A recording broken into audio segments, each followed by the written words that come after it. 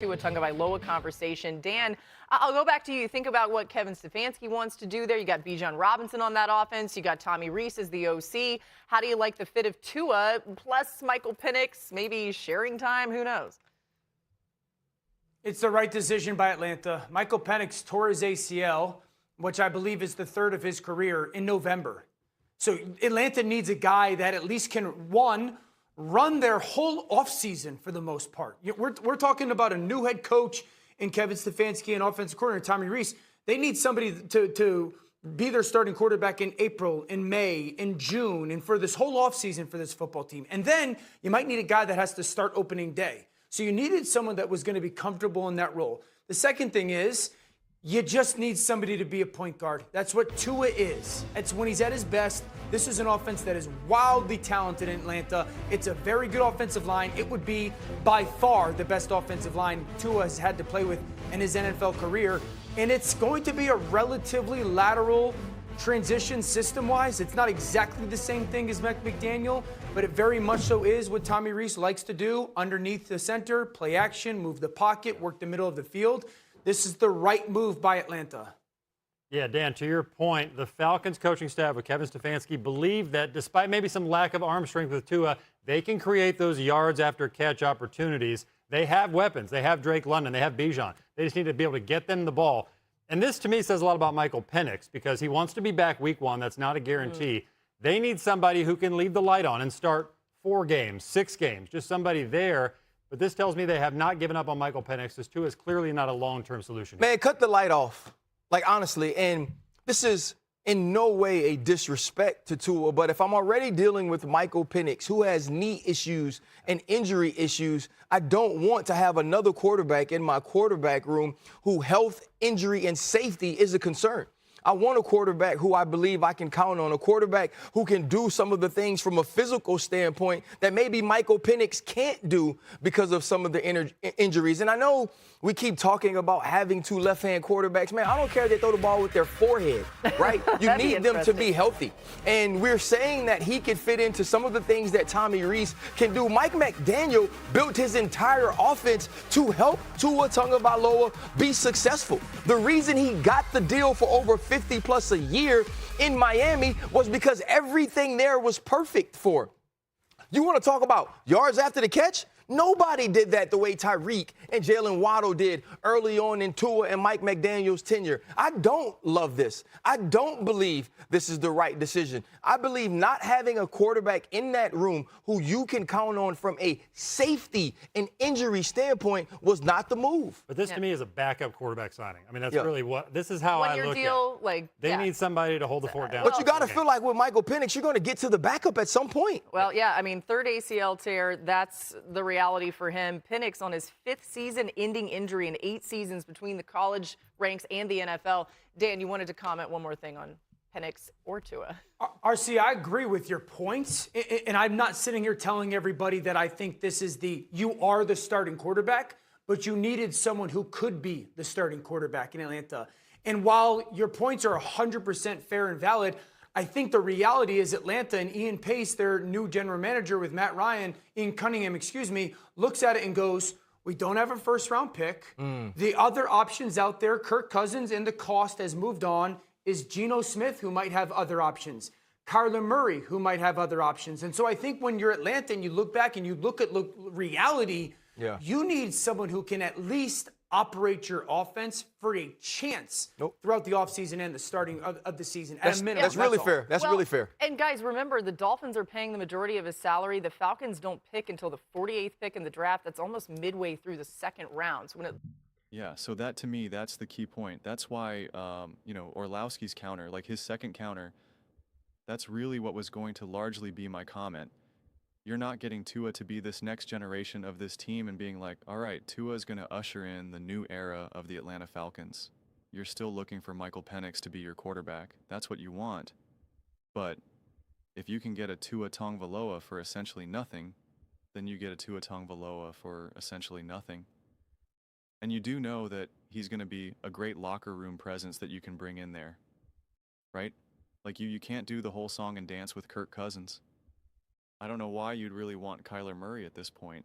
I mean, especially if you're If you're thinking that Michael Penix is your quarterback, which is why you do make a two-way move, then you don't want a Kyler. You bring in Kyler. If you think, like, hey, Penn is probably just not going to be our guy, then you pull the flyer on Kyler. And I can see that. But I think this is, to me, the low-hanging fruit, the easy decision to do because, listen, Tua, when the team was great around him, Tua was an MVP candidate. Tua was the MVP front runner until the Dolphins, I think, got rocked. I forget now. It was either against the Ravens or the 49ers because it was Brock Purdy, Tua, and Lamar. They were all MVP candidates at that point. Then they all, the Ravens beat, both those teams. Then it was over. So I guess then obviously it was going to be the Ravens. But I mean, they had a high-powered offense, and Tua has shown more than enough to be able to do that. That is why he got paid all that money. And the problem is his injuries and his concussions, which are obviously always a bummer to discuss. But the Falcons, they got a squad. They got the guys. They're good enough. So in a situation where you need Tua to play, you're not necessarily just completely falling off a cliff and now it's just mayday, mayday, mayday. But you're also not building this team in the sense of Tua is our quarterback for the next 5 years either. So that's why, to me, it's like, it's one thing if they had to make some sort of move where they had to, like, pay to a, like, I don't know, some 2-year, $60 million contractor or something. Then I'd be like, oh, yeah, okay, I don't really know what you're doing right now. But that's not the case. That's not the story. But I do also understand what Ryan Clark is saying, right? You potentially have two fragile quarterbacks. Where do we go from here? You want your quarterback, and I'm on the record saying this again and again and again. Malik Willis. Malik Willis. Malik Willis. Malik Willis. It's not what happened. He went to Miami now. And I forget what his official deal was at this point. It's been so crazy with all the money that's being thrown around. And so, yeah, I think it still is the signal of we believe in Michael Penn, right? Like that is ultimately what the Atlanta, because, right, that's another, the other example. If you go out and get Malik Willis and pay what Malik Willis just got, then you're saying, yeah, no, we're done. We're off Michael Penn. And maybe you could say that was the right move to move on from Michael Penix and do it now when there's a potential to get, say, a Malik Willis or not. But I mean, I think, and listen, they know better now in terms of his health and his progress and all of that. I think it'll be interesting to see Michael Penix, and if Michael Penix can't cut or he gets injured, you see what Tua looks like, and then I think it kind of just gives you a little bit of a frame of reference of what this team looks like, what Stefanski wants to do specifically with the Bajans of the team and Londons and all of that stuff. And that then if both these quarterbacks end up not working out as intended, right, you're now going to be in a position to draft this coming SC, not this coming draft, but the following draft, which is going to be reportedly a stack draft. You never know. They say that pretty much seemingly like every other year. So we'll wait and see. You're in a position to draft a quarterback, or there should be some other interesting quarterback options out there that would be maybe not exactly the Malik Willis situation, but closer to that spectrum of the Sam Darnolds, the Malik Willises, the Bakers, etc. So I don't think any of these are bad moves by any stretch of the imagination. Are these big grandiose moves that get you so fired up and excited, right? Like I'm making other videos right now, like for a team like the Raiders, for instance, and the Titans, and I'm about to be like, this is exciting, right? Like I could bring that energy. Can I do that for the Atlanta Falcons in this immediate moment of time? Like, no. I'm really excited with the Cincy hire, and I'm excited with the decisions that they're making in that regard. But in terms of the quarterback position, it still is very much kind of like where we're at right now, and that is the problem.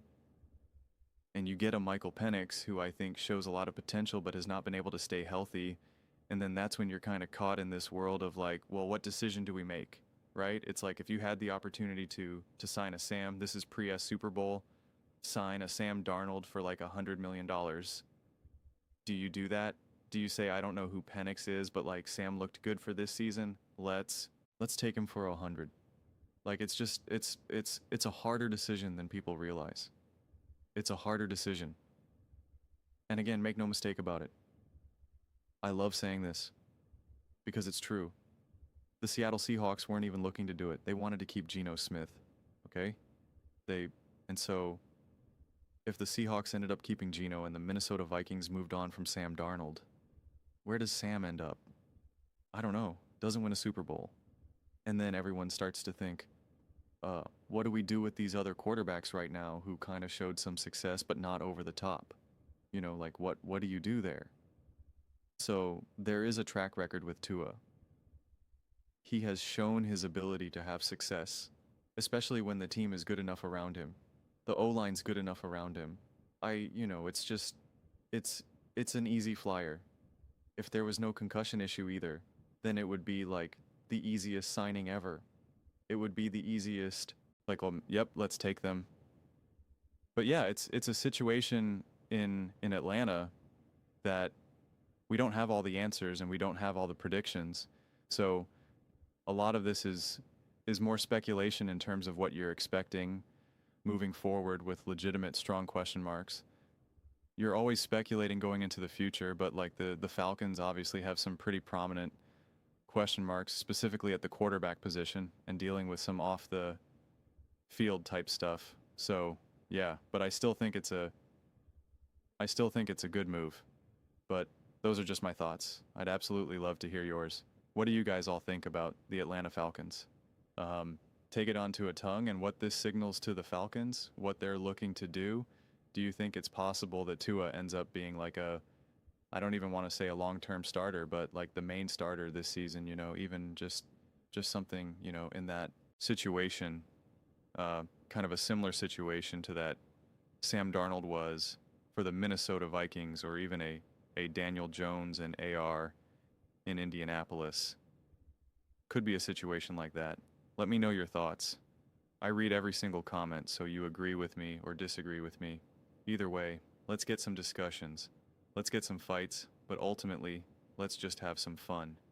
And please do consider subscribing. We're building an amazing community here, and I absolutely love to see you part of it. I want to build something that we all generally feel connected to, something that we're really excited to be part of. I think we're well on our way to doing it. Please don't forget to give this video a thumbs up. It really does help the visibility in the algorithm. Thank you so much.